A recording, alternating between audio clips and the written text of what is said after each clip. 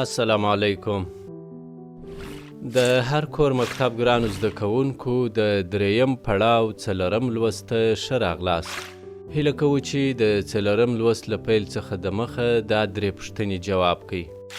اول، ت د انګلیسي د کوم توري معادل ده؟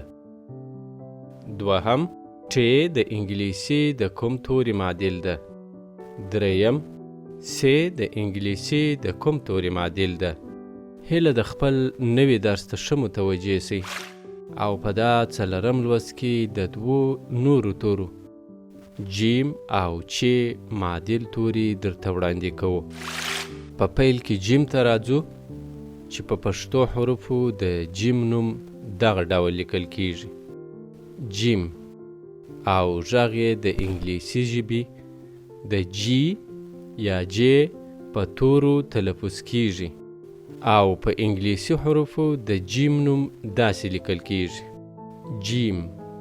اوس د جیم توری په درو لغاتو کې درته وړاندې کیږي د انګلیسي معناګانو سره یو ځای او هیله کوو چې تاسې یې هم راسره تکرار کړئ. جامعه په انګلیسي داسې لیکل کیږي، جامعه، او د جامعه انګلیسي معنا ده سوسایټي. جاده په انګلیسي داسې لیکل کیږي، جاده، او د جاده انګلیسي معنا ده اوینیو. جارو په انګلیسي داسې لیکل کیږي، جارو، او د جارو انګلیسي معنا ده بروم.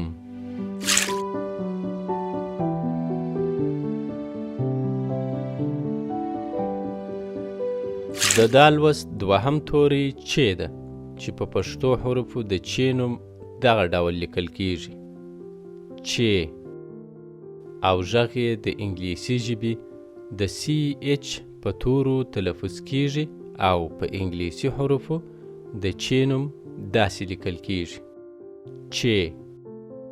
اوس د چې توری په درو لغاتو کې د انګلیسي معناګانو سره یو ځای تاسې ته وړاندې کیږي او هیله کوو چې راسره تکرار یې کړئ. چپه په انګلیسي داسې لیکل کیږي، چپه، او د چپه انګلیسي معنا ده لیفت. چوکۍ په انګلیسي داسې لیکل کیږي، چوکۍ، او د چوکۍ انګلیسي معنا ده چیر. چای په انګلیسي تورو داسې لیکل کیږي، چای، او د چای انګلیسي معنا ده ټي.